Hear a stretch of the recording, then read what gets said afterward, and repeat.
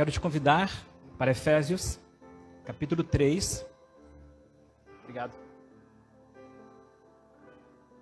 Versículo 14 e 15. Diz assim as Escrituras: Por essa razão eu me ponho de joelhos diante do Pai. Por esta razão eu me ponho de joelhos diante do Pai, de quem toda a família nos céus e na terra recebe o nome. De quem toda a família nos céus e na terra recebe o nome. O Senhor é o Deus que se constitui como a nossa luz. Então, lance luz sobre todas as nossas trevas, descobrindo todo o foco de escuridão e de trevas que porventura ainda resistem à graça poderosa e ao amor do Senhor. Que esta seja uma noite de inundação da luz do Senhor em todo o espectro do nosso interior, de maneira que se cumpra nessa noite a palavra que diz: tudo que se manifesta é luz. Então que se manifeste pela palavra do Senhor a tua glória e a tua majestade, para a edificação do teu povo, em nome de Jesus. Amém.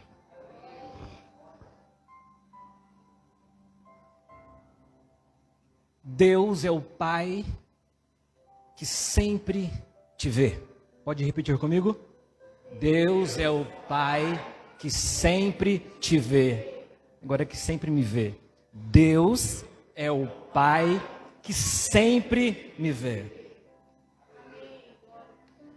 Franz Kafka é um autor que viveu entre 1852 e 1931. Nasceu em Praga, antigo Império Austro-Húngaro, hoje capital da República Tcheca. Esse escritor estudou direito e exerceu a profissão de advogado até enquanto conseguiu. Porque foi como escritor que ele se tornou conhecido em todo o mundo. Ele escreveu muitas obras, mas eu quero destacar 3 obras importantes de Kafka, porque sei que serão úteis para nós nesta noite. Ele escreveu uma obra chamada A Metamorfose. É um dos livros mais importantes que eu já li. E também um dos mais importantes da literatura mundial. Um homem chamado Gregor Samsa, personagem central do livro. Um belo dia, de repente, vivendo uma vida comum como todo mundo, ele acorda uma certa manhã e, para sua estranha surpresa, ele havia se transformado em um inseto, em uma barata. Realmente, Gregor Samsa acorda uma barata. Literalmente, ele acorda uma monstruosa barata. E assim ele narra: eu estava deitado sobre as costas com aquelas asas, e eram duras como a armadura. E ao levantar um pouco a cabeça, ele viu a sua barriga inchada, marrom, dividida por nervuras curvadas, em cima da qual o cobertor prestes a deslizar de vez. Ainda mal ele se mantinha. As suas numerosas pernas, tão finas, tão estranhas e tão esquisitas, miseravelmente estranhas em comparação com o volume total do seu corpo e do resto do seu ser. Elas tremiam desajeitadas diante dos seus olhos e ele se sentia o ser mais estranho do mundo. E perguntou: o que aconteceu comigo? O que se passou comigo? Ele pensava ser um sonho e teve a ideia de dormir mais um pouco para acordar, de repente, como Gregor Samsa de novo. E aí, como ele só dormia do lado direito, ele fez força para ficar assim, deitado do lado direito. Mas ele não conseguia, tentou várias vezes, porque a lateral dele era muito fina e ele escorregava para trás. E ele tomou conta que de fato ele era uma horrível e esquisita barata. Não era alucinação, era verdade. E estranhamente, ele tentava se mexer e tudo era estranho para ele. Aquela complexidade toda, crescia a sua angústia, a sua agonia e a loucura de repente, um ser humano ter virado uma barata. Seus sentimentos foram se tornando cada vez mais angustiados, mais estranhos, mais loucos, tentando se enxergar uma barata, mas ele não conseguia, porque a mente dele, porque o cérebro dele era o cérebro de um ser humano. Tentava se adaptar a essa realidade de estar confinado ao seu quarto, tudo grande, tudo gigantesco, tudo estranho. E a reação dele quando alguém entrava, e a reação de quem o via, assustando por aquele inseto asqueroso estar andando para cá e para lá. A narração vai, e você vai ficando angustiado de ler. O horror, o terror, e vai te causando náusea, porque ele descreve com tanta habilidade, com tanta sensibilidade, a textura daquela, você já viu a perna da barata como tem? É um dos insetos que mais causa asco. Não leia, porque se você ler, você vai entrar num estranho sentimento de angústia, pelo poder que ele tem de descrever, de colocar aquela sensação e aquele sentimento no papel. E você vai se enchendo de angústia com ele. E nessa crise, nessa estranha crise, ele começa a pensar: eu preferia ser invisível. Eu não deveria existir. A minha existência é uma existência que não cabe, que não deveria, que não poderia ser. E eu comecei a entrar em uma angústia na metade do livro. Quando eu terminei, eu pensei: como alguém consegue pensar e escrever algo assim? Não vou falar mais do livro para não dar spoiler, e quero te convidar a ler, porque não vou sofrer sozinho isso não. A sensação de inadequação, sabe o que é? Você ouvir alguém que te prova de A a Z que a sua existência não deveria, que o seu ser é inadequado, e você vai tomando aquilo, vai descobrindo também os seus sentimentos de inadequação, e a angústia vai entrando. Mas espera aí, há uma segunda obra. O segundo livro que ele escreveu, de tantos, chama-se O Processo. É a história de Joseph K. Esse cidadão estava em casa, descansando, numa república, tranquilo, vivendo sua vida. Assim como Sansa, tranquilamente. E de repente, policiais invadem o seu apartamento. Do nada. Pum, batem na porta. Brutamontes. E pegam Joseph, amarram ele. Ele pergunta: o que está acontecendo? O que está acontecendo? E ninguém fala nada. Você está preso, porque você é um criminoso. E ele vai narrando aqueles policiais truculentos, violentos, bravos, levando ele para a cadeia, e ele tenta entender o porquê que ele está sendo preso, e não há justificativa. Como Kafka era advogado, e conhecia perfeitamente todas as entrelinhas do sistema judicial, o seu poder literário para descrever essa situação é tremendo.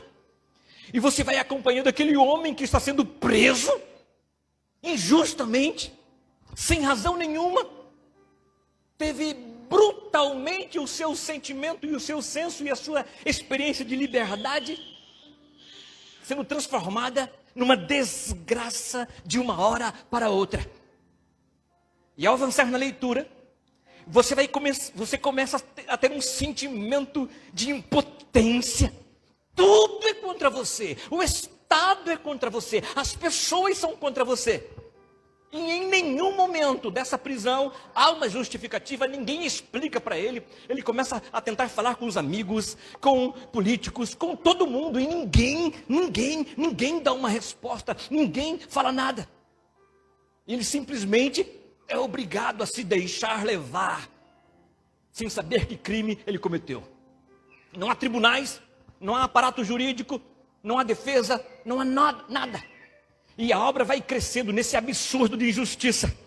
E você vai entrando em angústia, querendo chorar, se sentindo preso também, se sentindo injustiçado, se sentindo traído.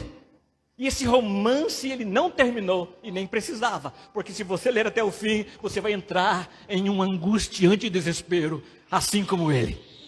Ao final, há um sentimento de impotência, um sentimento de tristeza, um sentimento de injustiça, um sentimento também de inadequação, como se forças gigantes, poderosas, se voltassem contra você e você se sentisse um ser aprisionado, um ser encarcerado, que não tem ninguém a seu favor. Você só pode se deixar levar, como se a sua vida estivesse reduzida a esse tipo de caos, encarcerado, sem ninguém por você, sem ninguém ao seu lado, sem ninguém para te defender, só recebendo pancada, recebendo agravos, e ninguém te explica essas pancadas que você leva aqui, lá, acolá. Quem poderia pensar e escrever algo assim? Até que chegamos à terceira obra. Kafka, aos 36 anos, resolveu casar. E ele não conseguiu se relacionar com ninguém até essa idade. Porque ele sofria terrores. O primeiro deles, ele procedia de 3 perspectivas nacionais. Ele era judeu, uma família judaica. Ele era alemão, porque a família migrou para a Alemanha e ele nasce dali. E ele era tcheco, porque ali ele residia e ali ele nasceu. Então havia uma angústia em Kafka, que era a de se sentir estranho na sua própria terra. Não era judeu, não era alemão, não era tcheco. E aquilo na literatura que ele escreve, aparenta que ele tem um desespero, ele não se sente de chão nenhum. Isso era angustiante para ele, mas o pior não era isso. O pior na experiência emocional de Kafka é que ele vinha de uma relação extremamente desgraçada com o seu pai. A sua relação fora poderosamente conturbada em toda a sua infância, até enquanto ele morou com seu pai, e depois que saiu de casa, a relação esfriou e continuou cada vez mais complicada. Então havia no coração de Kafka uma tristeza, uma agonia e uma angústia, uma frustração profunda, porque ele era afetado por todos os traumas gerados pela criação áspera, austera, violenta e injusta do seu pai, que não dava exemplo para ele e exigia que ele fizesse aquilo que o pai não fazia. Ele exigia de Kafka muito mais do que ele exigia de todos os demais filhos, e ele era extremamente severo com Kafka em tudo. E apesar de ter uma inteligência assombrosa, fora do comum, muito elevada, Kafka nunca conseguiu ter autoconfiança em nada. Uma tristeza o consumia, uma distração perturbava sua mente, uma angústia e um sentimento constante de que ele não deveria estar aqui, ele não deveria existir.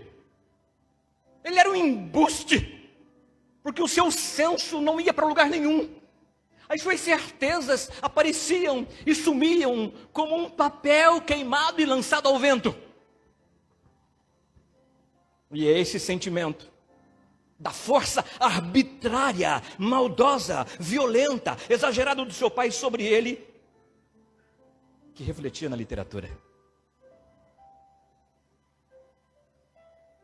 Não somente massacraram as suas emoções, seus sentimentos, sua mente, mas também as suas expressões e suas relações interpessoais, o seu sentimento pessoal, do seu lugar, das suas potências, das suas potencialidades. Era um gênio, mas sublimado, abafado. Mas algo aconteceu. A despeito de tudo, Kafka parou e escreveu todos os seus sentimentos. Por isso que eu posso ler o que ele escreveu. A maioria das suas obras só foram publicadas depois que ele morreu. E se tornaram best-seller só depois. Porque nem coragem para publicar ele teve. Por causa do seu sentimento e das suas sensações fracassadas. Todo o drama que ele viveu, ele passou para os seus personagens. Transferiu para a sua literatura.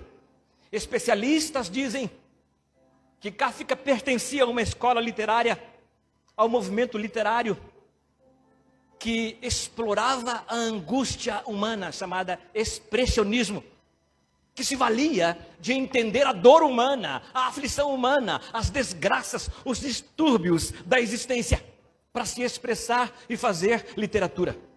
Kafka foi tão profundo nisso, tão intenso nisso, que ele gerou uma escola, kafkanismo.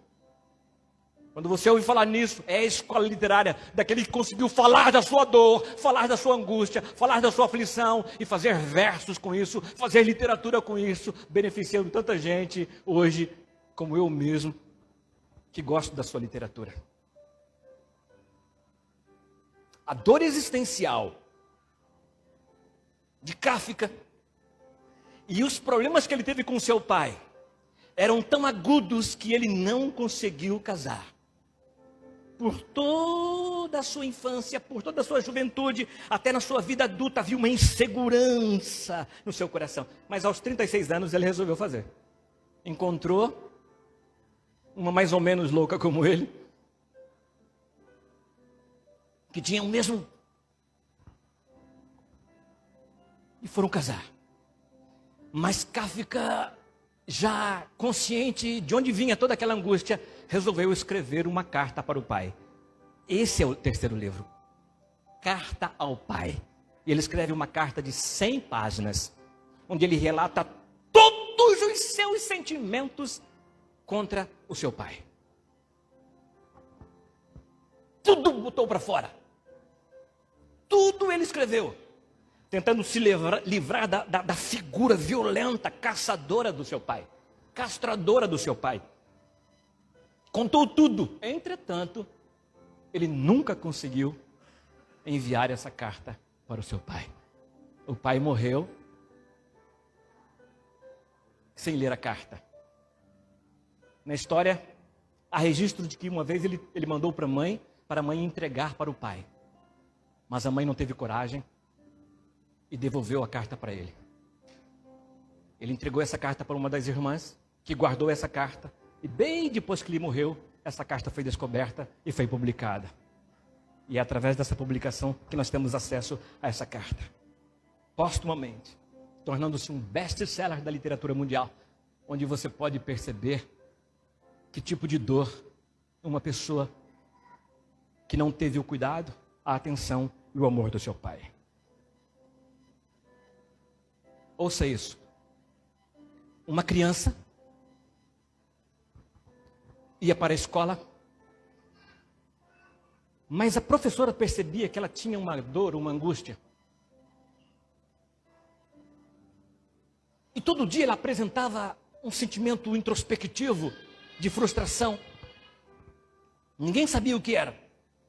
Um belo dia, a criança vai para a escola e apresentou uma expressão de dor física, de agonia física. A professora se aproximou e perguntou: onde dói, minha querida? Nenhuma resposta da criança. Dói na cabeça? Dizia a professora. Dói nos ombros? Dói nas costas? Insistia a professora. No entanto, nenhuma resposta ela ouvia, somente um silêncio pairava na sala. Até que de repente a criança disse: ah não, senhora, eu não sinto dor nas costas. Então disse a professora: em que? Ou onde você sente dor? E a criança disse: ah sim, eu sinto dor no meu pai. Eu sinto dor no meu pai. Eu sinto dor no meu pai. Você entende isso? Você entende Kafka agora?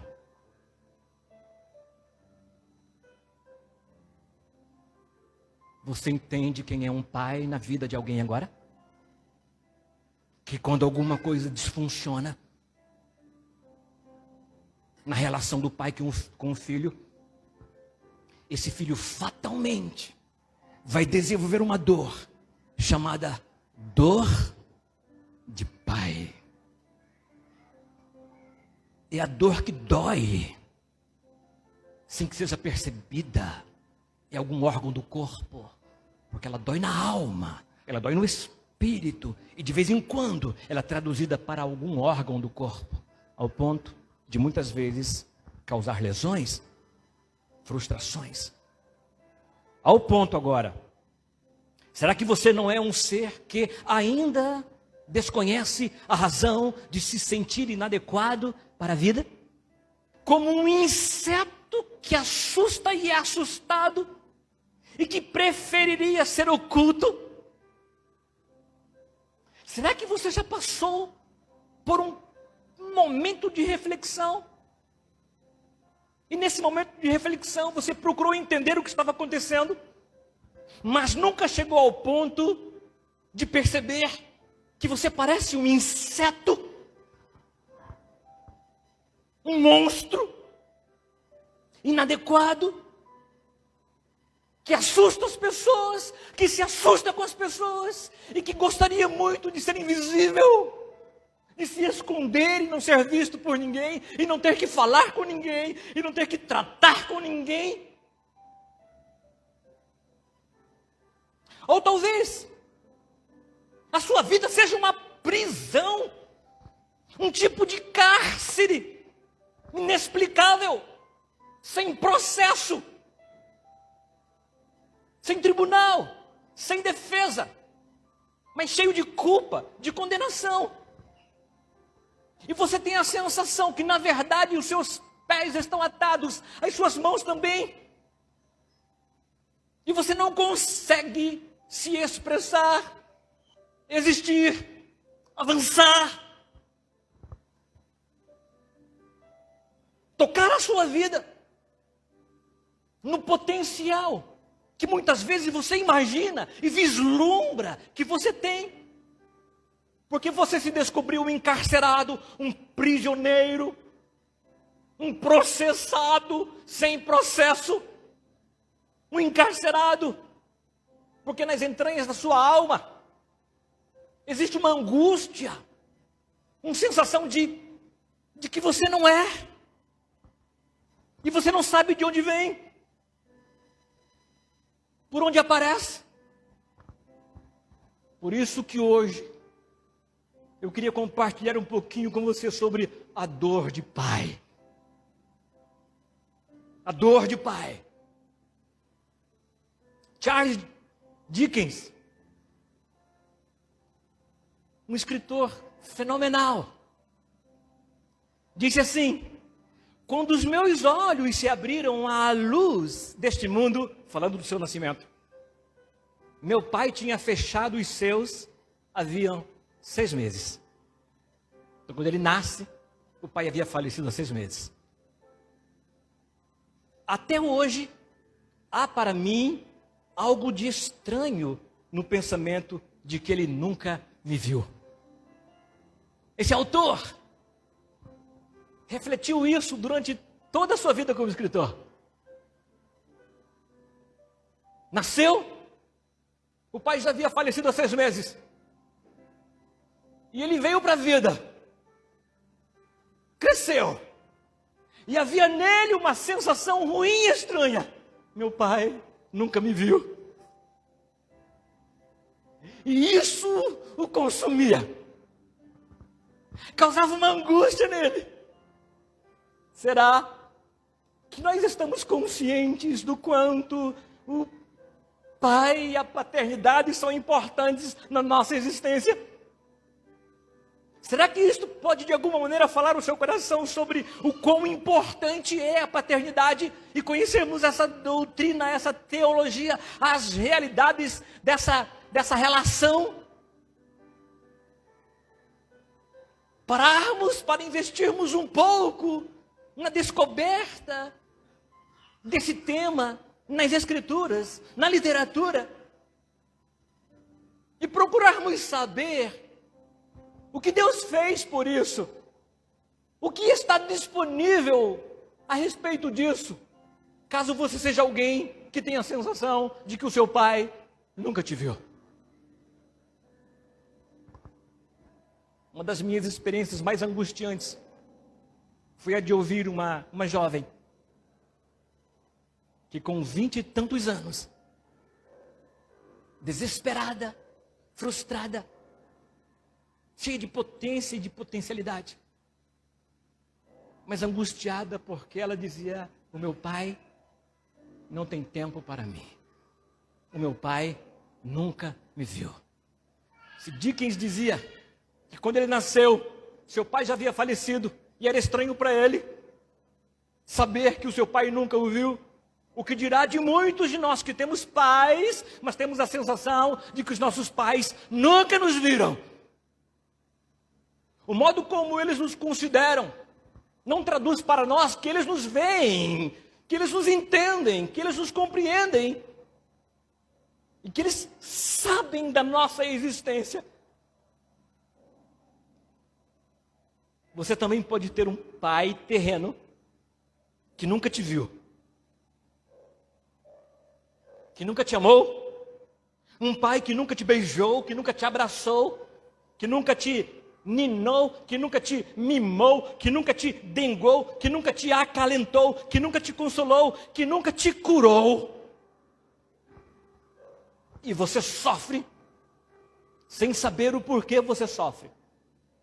Você tem dor de pai sem saber que essa é uma dor incurável, a não ser que o pai venha e ele mesmo arranque com as suas próprias mãos a dor que tem o nome dele.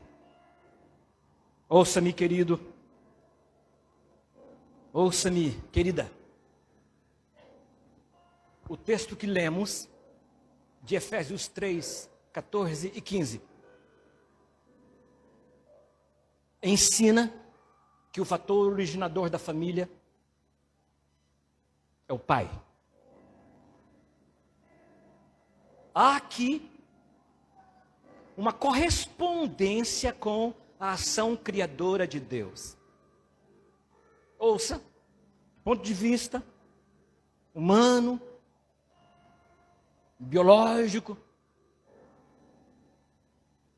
O pai é o fator originador da família.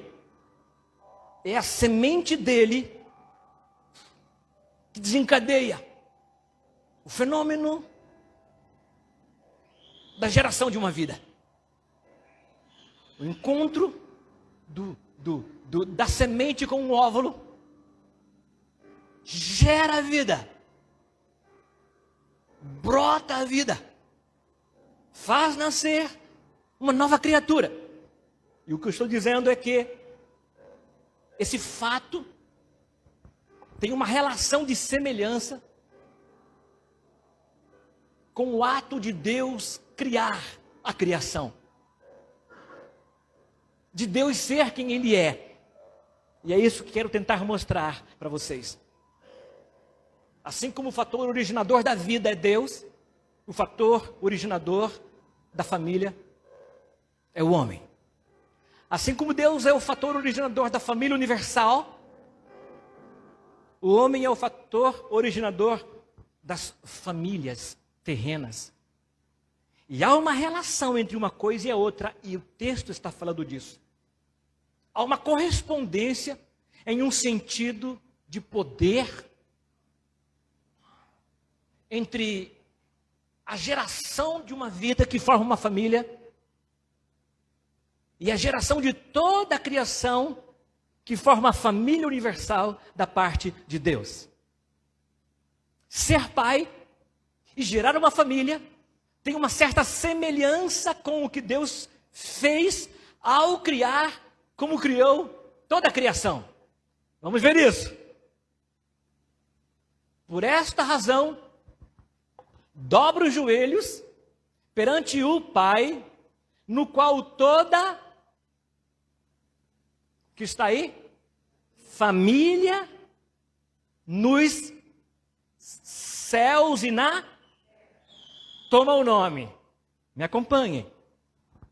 Este texto está revelando a origem de toda a paternidade. E você precisa saber disso. Esse texto está revelando a origem de toda a paternidade. Você precisa entender e compreender isso. Veja bem, Dr. Derek Prince convidou para a seguinte interpretação: por esta razão, dobra os joelhos perante o Pai, do qual toda a paternidade nos céus e na terra toma o nome. E por que ele faz isso? Coloca paternidade no lugar de família. Porque no grego, a palavra que está no lugar da família ali é a pátria. E a palavra pátria procede da palavra pater, que significa pai. Então, uma melhor tradução seria assim: por esta razão, dobra os joelhos perante o Pai. Paulo está fazendo uma oração e está dizendo que ele dobra o joelho perante o Pai. E continua: no qual toda paternidade, aí ele está falando da sua, da minha e de cada um de nós, nos céus e na terra toma o nome. Então, de quem nós tomamos o nome que autentica a nossa paternidade? Do Pai. Toda paternidade é paternidade e acontece por causa da paternidade de Deus. Você entende isso? O fato é, cada uma paternidade aqui deve tomar o nome de Deus para que a sua paternidade tenha cobertura na autenticidade do Pai que fez isso lá e nos deu o privilégio de produzir aquilo lá que é a família aqui na terra. Vocês estão comigo?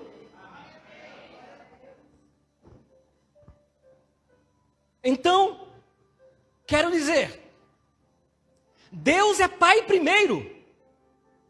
E a sua paternidade é eterna, é antes de tudo. Ele não é somente pai do nosso Senhor Jesus Cristo, o seu Filho. Ele, antes, tem o ofício de pai na divindade. Havia paternidade na eternidade, na divindade. Ele já havia vivido isso, criado isso, experimentado isso lá. Então, quando Ele nos dá a experiência e o poder da paternidade aqui, a graça de eu ter gerado a minha primeira filha, a minha primogênita que veio comigo hoje, só foi possível porque na eternidade Deus experimentou isso. E na criação, Ele nos deu a franquia de podermos experimentar isso também. Saibam ou não, cada homem da terra, a sua paternidade só é possível porque antes disso, há uma paternidade divina na eternidade. E isso deve ser levado em conta imediatamente por cada homem na face da terra, pois o Deus Pai, Criador de tudo e de todas as coisas, antes de nos dar o privilégio da paternidade, Ele mesmo foi Pai, foi na frente. Então nós refletimos, ou deveríamos refletir, a paternidade divina, o modo como Ele é, como Ele criou, como Ele fez, como Ele elaborou. E a perca do temor de Deus fez com que também perdêssemos o temor do poder de gerar filhos. Ouçam-me, a paternidade ganharia uma outra importância, uma outra dimensão, se descobríssemos que ela é uma projeção na terra do que aconteceu no céu. E ninguém, pastor, deveria gerar filho somente por causa da potência e do poder biológico. Porque não é assim o modelo do céu. Quando Ele gerou, não havia somente uma potência biológica. Quando Jesus nasceu, havia uma potência moral. Porque quem gera filho biológico, também tem que gerar um filho moral. Um filho que tem uma alma, que se submeta às leis. Esta semana, ia para a universidade levar a minha filha. E na entrada 2 da UFMT, tem uma via somente para os carros que vão entrar. Então eu pego essa via e fico esperando a minha vez. 3, 4 carros por vez que entram só, porque é muito rápido aquele verde. E estou aqui, 5, 6 minutos esperando. E chegou a minha vez, quando eu vou entrar, de repente entra um carro assim, que ele foi pelo lado de lá e entrou. E de repente, aquele carro está ali, porque eu não olho para lá. Só vai entrar aqui quem está atrás de mim. Quem está lá não pode fazer isso. É a lei. E de repente o carro entra. E eu levo um susto. Olho assim, né? Aí eu abaixei o vidro e falei, que é isso, meu filho? Aí ele falou, o senhor não tem freio, não? Não pode esperar um pouquinho? E foi embora. Quem criou esse rapaz? E não lhe ensinou que eu tenho freio sim. Que eu tenho paciência sim. Por isso eu entrei na fila certa. E esperei a minha vez. Eu tenho freio sim. Eu tenho freio sim. Ele não. O que vai acontecer com esse rapaz? Que desenvolveu a ideia de que o mundo tem que girar ao seu redor. Porque o seu pai não tem lhe ensinado. Gerar filho biológico é uma coisa. Gerar filho moral, ético, é outra coisa. Está no céu. Nós baixamos isso. Que ninguém gere filho simplesmente por causa do poder e da mágica biológica. Se tivermos que imitar o céu, devemos conceber que geraremos filhos que terão contorno biológico, mas também contorno moral. E também esse modelo celeste. Além de ter modelo moral, tem modelo espiritual também. Contempla o Espírito. Porque Deus queria que gerássemos filhos não somente biológicos, mas também morais. Não só morais, mas também nascidos de novo. Nascidos do Espírito. Que assim como sofremos as dores de parto para gerar biologicamente os nossos filhos, também soframos as dores de parto para pari-los moralmente também, ensinando-os a obedecer às leis, a andar em retidão, a não violentar as leis, a não entenderem que o mundo tem que girar em torno deles, sem temor, sem sabedoria, e a não terem um espírito que se quebranta diante do Altíssimo. Tal qual Jesus, que crescia em graça, em conhecimento e em estatura. Porque os filhos de Deus têm graça no espírito, tem estatura no corpo, e tem conhecimento na alma. Portanto, a paternidade eterna e divina de Deus no céu é o modelo. Filha, quando casares, seu filho tem que ser uma imitação do que aconteceu no céu. Quando João 14:2 diz assim, Jesus disse, não se turbe o vosso coração, crede em Deus, crede também em mim, porque na casa do meu pai, o que ele está dizendo? Tem um repertório anterior. Ele veio de uma casa. A palavra casa tem vários sentidos no Novo Testamento. Aqui o sentido é família. O oikos, família. Então Jesus está dizendo, na família do meu pai há muitas moradas. É por isso que quando um homem que perdeu a paternidade de Deus por causa de Adão no Éden, e está escravizado pela paternidade maligna, ouve o evangelho que diz, ele veio para os que eram seus, mas os seus não o receberam. Porém, a todos quanto o receberam, deu-lhes o poder de serem chamados agora filhos de Deus, a saber, os que creem no seu nome. Estes então são recebidos na família de Deus, estão prontos para reproduzir o modelo do céu. Aquilo que está como padrão na eternidade é que nós imitamos na terra. Há um sentido de família em Jesus. Ele vem de uma casa.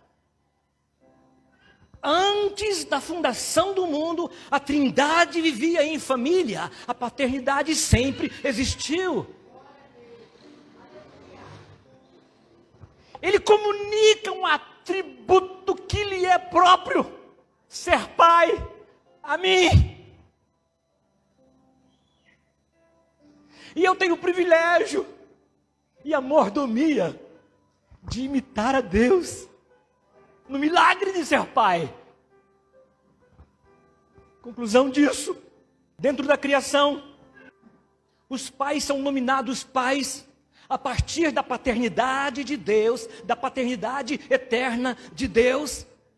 Isto muda tudo. A percepção de quem almeja a paternidade muda. Porque eu estou refletindo o que acontece no céu. Eu tenho que olhar para o céu.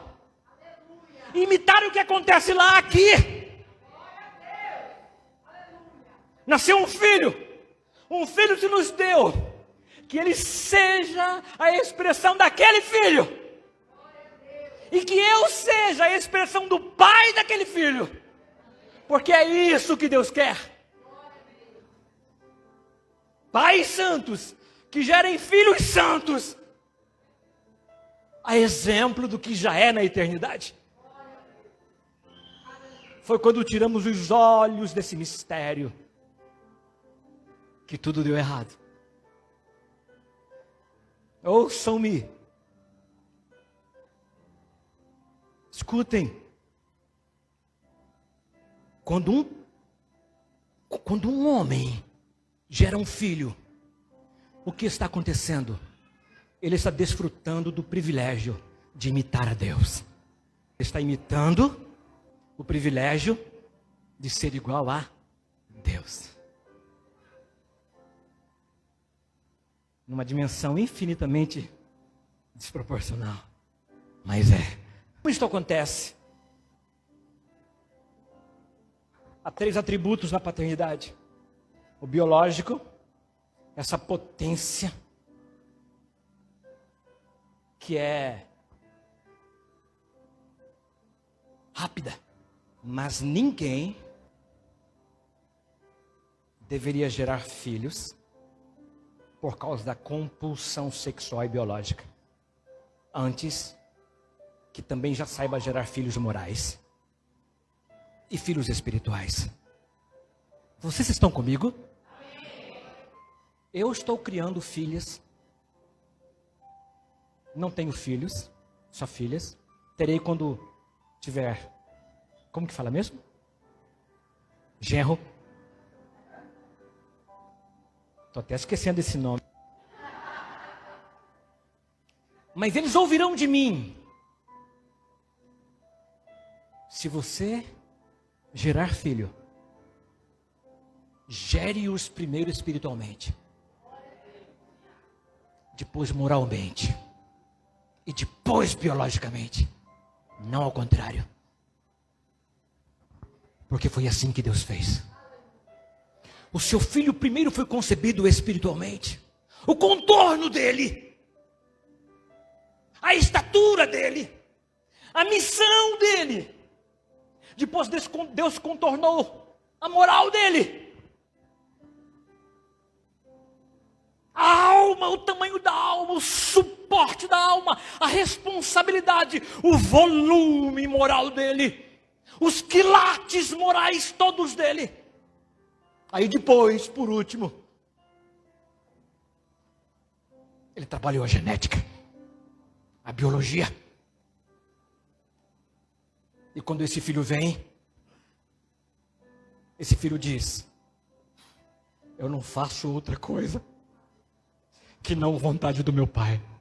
O Pai o enviou para nos amar. E está escrito: tendo nos amado, nos amou até o fim. E na cruz, ele pôde dizer: Pai, por que me abandonaste? Porque o Pai deu esse filho, que tinha espírito, que tinha caráter e moral, e que tinha corpo que sabia padecer, pois ele aprendeu a obediência pelas coisas que sofreu. E como um cordeiro mudo foi levado ao matadouro e não abriu a sua boca, porque o que o Pai designou para ele, ele cumpriu. Salmo 127 diz: como flechas na mão do guerreiro são os filhos da mocidade. Esse pai não temerá os seus inimigos nas portas da sua fazenda. Por quê? Por que que não? Porque os filhos são flechas polidas, que acertam o alvo. Se gerados no espírito, na moral e na biologia, ao modelo do céu. Vocês ainda estão comigo? Estou igual a Jesus. Tem que cumprir a profecia. O pastor falou, A minha fama chegou primeiro que eu vou cumprir. Estou brincando, irmãos, já estou terminando. Carcereiro de Filipos foi salvo. E o apóstolo Paulo ministrou salvação na vida dele. E ele disse assim: eu e a minha casa vamos servir ao Senhor. Porque Paulo disse: crê no Senhor Jesus e serás salvo tu e tua casa. Essa palavra foi escrita para o Pai. E os pais que têm o modelo do céu entendem o que está acontecendo aqui. Quem tem ouvidos, ouça. Deus pode salvar através das mulheres, e o tem feito em todo lugar. Veja Raabe, que aconteceu na sua família. Mas eu quero te lembrar uma coisa, pai, neste teu dia. O Novo Testamento tem um forte estímulo ao sacerdócio paterno no lar.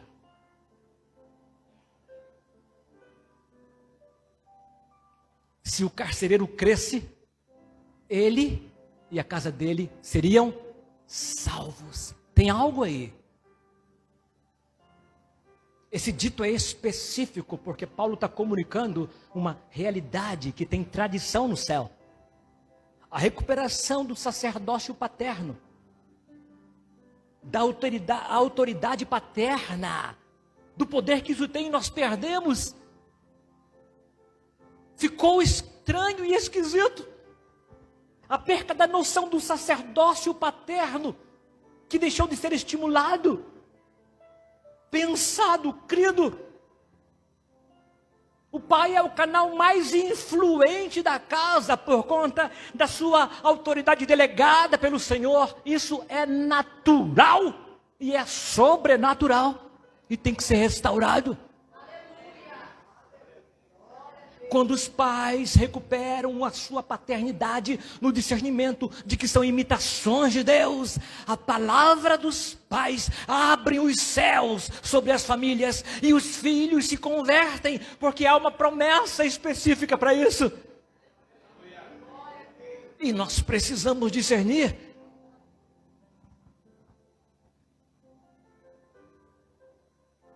Em Marcos 9:22, há um texto tremendo. O pai leva o filho epilético, doente, e diz: se você puder, faça alguma coisa por nós, tenha compaixão de nós. Jesus responde, devolvendo a ele o questionamento, e pergunta: se tu podes crer? Tu podes crer? Pergunta para o pai. Quem crê? O pai. Crer pelo filho, para o filho. Essa é a recuperação que precisamos fazer nessa noite. Vai uma reunião de oração. Quem geralmente está de joelhos orando pelos filhos? A mãe. Pais ausentes, escondidos, ocultados, acovardados, sem a mínima noção de que irão pagar diante do Senhor a responsabilidade que não cumpriram de serem imitadores do céu, porque gerar filhos é responsabilidade diante de Deus. Dar corpo e não dar alma, não dar espírito, é uma violência. Cáfica é um filho que só tinha corpo, porque o pai não deu alma para ele, não deu espírito para ele. E um gênio literário, um advogado brilhante, nunca deu certo na vida, a não ser no finalzinho, quando conseguiu imprimir as primeiras obras. E depois, quando morreu e a sua literatura foi divulgada, aí todo mundo lê e é considerado um gênio. Mas não sem agonizar, sem acordar um dia barata, outro dia uma aranha. Outro dia, um outro tipo de monstro, inseto qualquer.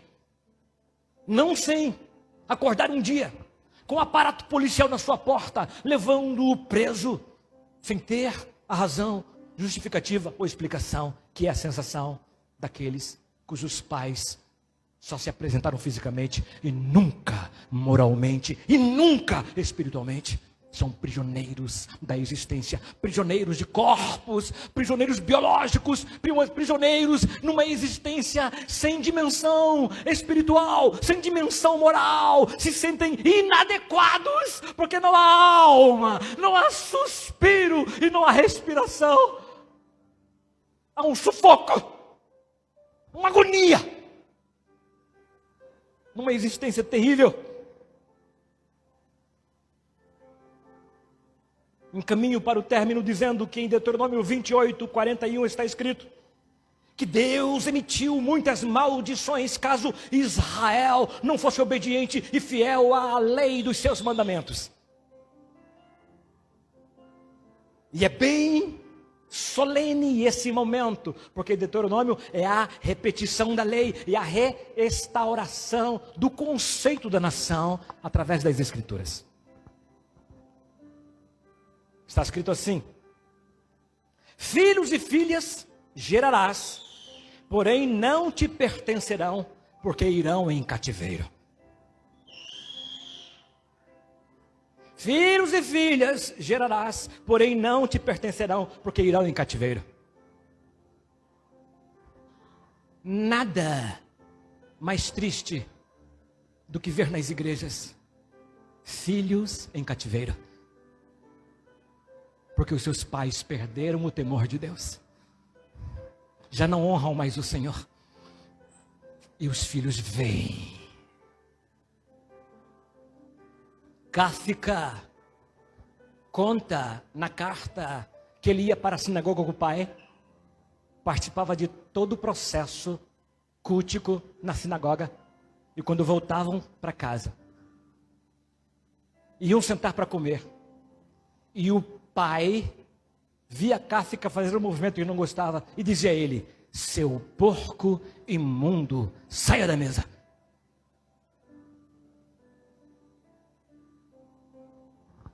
Quantos filhos acham a igreja insuportável? Porque os seus pais são insuportáveis.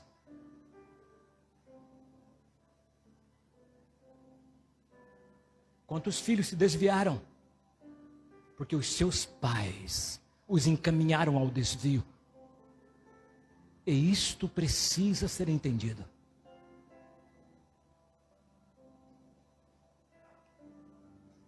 Um pastor amigo disse: filho problema significa pai problema. Na certa.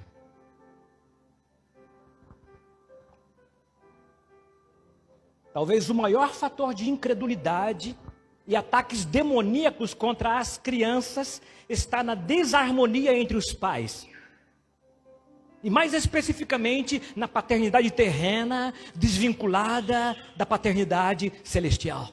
Quando as minhas filhas começaram a nascer, eu pensei, eu passei 5 anos numa faculdade para supostamente aprender a ser pastor. Depois eu fiz 3 anos e meio numa outra faculdade para supostamente ser psicanalista. Depois eu passei 4 anos numa faculdade para supostamente ser jornalista. E nunca sentei um só segundo em nenhuma faculdade para aprender a ser pai. É uma contradição achar que ter poder biológico para gerar filhos, jovem, te faz automaticamente pai.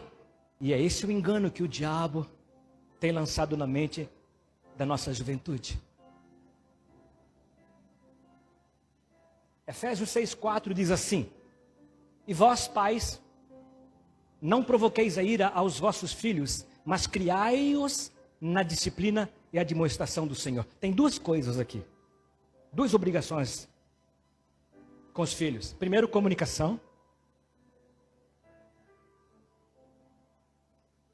Se imitarmos a paternidade de Deus, Nossa primeira responsabilidade é a de termos plena comunicação com os nossos filhos e nunca a perdermos.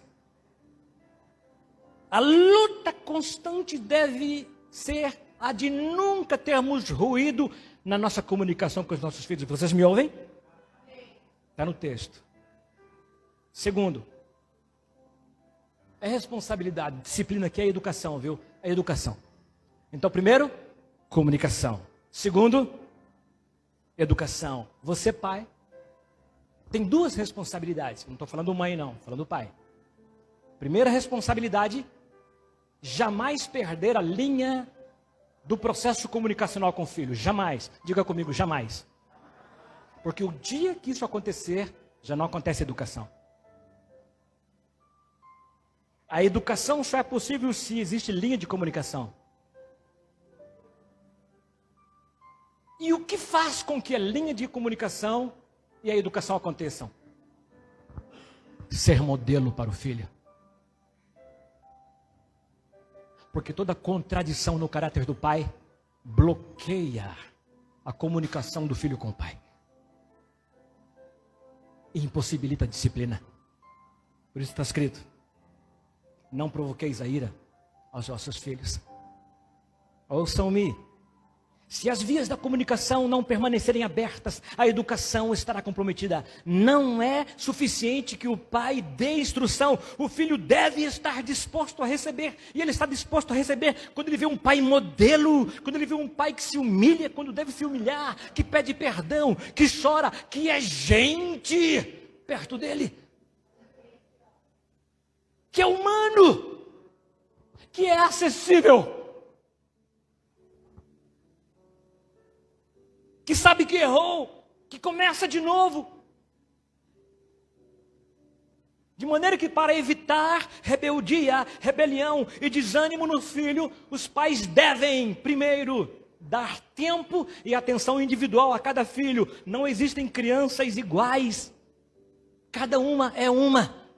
Conheço um amigo que teve um irmão adotivo. E o pai amoroso dava tudo igual para um e para outro. Carrinho da mesma cor, até que ele descobriu que tinha que ter cor diferente. Aí ele chegava e perguntava para o adotivo: qual que você quer? Este. Aí dava o outro para o filho. Aí o filho falava: não, eu quero aquele que está com o outro, porque o mais bonito é o que está com o outro. Ele trocava. E assim foi.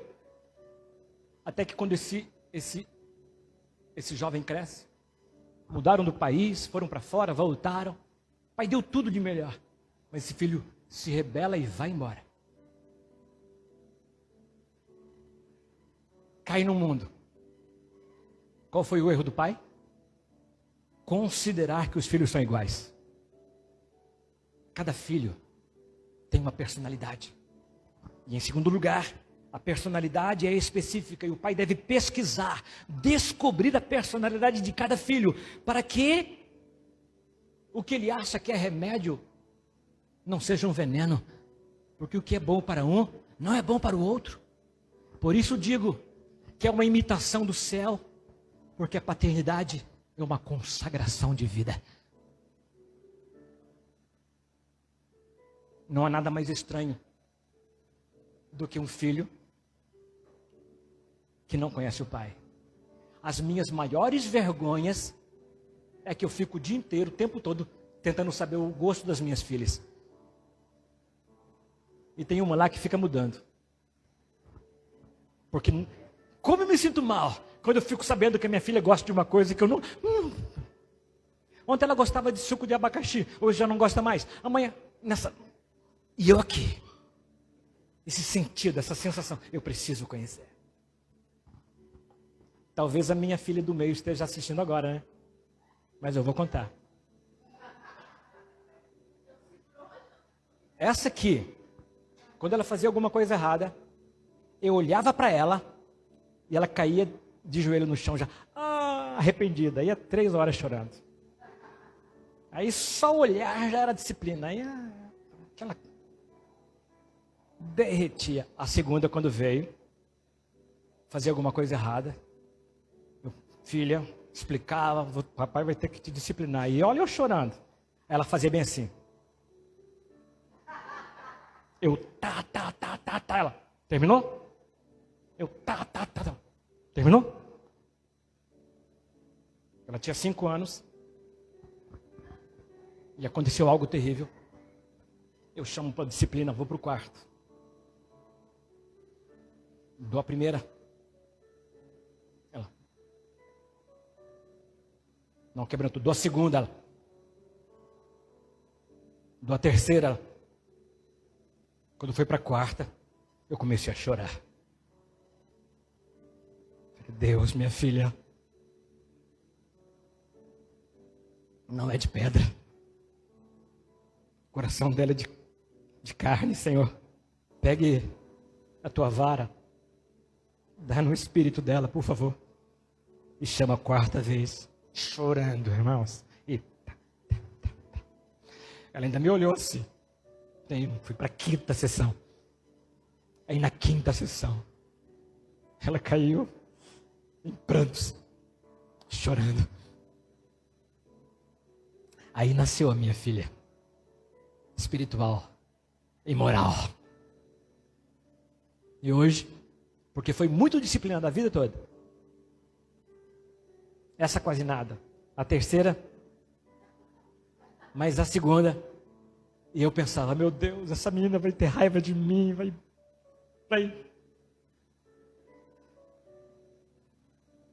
Mas é a filha que parece um carrapato. Onde eu sento, ela senta. Onde eu vou, ela vai. Onde eu arrumo um ninhozinho, ela chega perto. Porque está escrito que a vara no Senhor é medicina para o espírito, para a alma e para o corpo. Eu não gerei filhos para serem habitação de demônio, mas para serem templo do Espírito Santo. Hoje, eu quero te lançar, finalmente, uma palavra profética. Está escrito em Oséias 4:6. Se você abandonar o temor do Senhor, a lei de Deus, isso não pode acontecer, porque se acontecer algo terrível, pode acontecer com a sua vida e com a sua casa. Diz assim: o meu povo está sendo destruído, pois lhe falta o conhecimento. Pelo fato de vocês, sacerdotes, rejeitarem o conhecimento, também eu rejeitarei, para que não sejam mais sacerdotes diante de mim, visto que se esqueceram da lei do seu Deus, também eu me esquecerei dos seus filhos. Por favor, vamos voltar. Pai, volte correndo hoje, porque eis um juízo do Senhor dispensado sobre os pais e sobre os sacerdotes, de que Deus se esqueceria dos nossos filhos. Será que os filhos desviados, endurecidos, embebedados, drogados por esta cidade, na identidade, paternidade, Isaías das quantas, maternidade, Isabel das quantas, do filho, Jonatas, Davi, João Batista, mas todos desviados. Quando os pais perdem o temor de Deus e se afastam dele, os filhos se rebelam, vão embora, entram no estranhamento divino. E isso, meus irmãos, não deve, não pode, não tem que ser assim. Outro texto está em Malaquias, o último versículo. É o conselho de Deus para que isso cesse. O que pode cessar o processo maldito de Deus esquecer os nossos filhos e dar como castigo a eles o que eles buscam como prazer? quer correr pelo mundo como cadáveres, sem alma e sem espírito, porque os seus pais os estão fazendo assim. Eis que eu lhes enviarei o profeta Elias. Isso é profecia para o final dos tempos, talvez agora. Antes que venha o grande e terrível dia do Senhor, Ele converterá o coração dos pais aos filhos e o coração dos filhos aos pais, para que eu não venha e castigue a terra com maldição. Se você crê nisso, e eu te chamo a crer, e ainda te lanço mais uma palavra, no capítulo de número 49 de Isaías, verso 24, que diz assim: será que alguém pode tirar o despojo de um valente? Será que os presos podem fugir do tirano? Mas assim diz o Senhor, certamente os presos serão tirados do valente, e o despojo do tirano será resgatado, porque eu jurarei contra os que lutam contra você, e salvarei os seus filhos. E salvarei os seus filhos. E salvarei os seus filhos. E por último, Isaías 59, versículo de número 20 e 21, dizem assim: o Redentor virá a Sião, e aos de Jacó que se converterem, diz o Senhor. Quanto a mim, esta é a minha aliança com eles, diz o Senhor. O meu Espírito que está sobre você e as minhas palavras que pus na sua boca não se desviarão dela, nem da boca de seus filhos, nem da boca dos filhos dos seus filhos, desde agora e para todo sempre, diz o Senhor. Amém. Pois eu, em nome de Jesus, te lembro, Pai, e te lembro, potencial Pai. A paternidade não é um fenômeno sociológico, psicológico, antropológico ou biológico aleatório. Ser pai é um pressuposto da eternidade. É uma imitação do que é eterno. Ao exercer essa beleza da existência, devo fazê-lo olhando para o céu, imitando a família que sempre foi e que se fez modelo quando Jesus nasce e se torna filho, indo à nossa frente, dizendo: este é o caminho, andai por ele. Hoje eu acredito que as baratas voltaram a ser homens. E que os Gregor e que os Joseph Carr, que estão presos, descobriram que não há processo nenhum contra eles. Porque contra os que temem ao Senhor não há encantamento. Hoje, porque o Filho nos libertou, voltamos à sensatez de uma paternidade segundo o coração de Deus. Que o Senhor te abençoe e que essa palavra reverbere no teu coração e que aquilo que não foi comunicado, o Espírito comunique. Amo vocês, uma alegria estar aqui, prazer enorme. Me perdoe por ser tão ortodoxo. O pastor fala que prego muito e eu venho e compro. Deus abençoe. Uma alegria estar com vocês. Obrigado, pastor.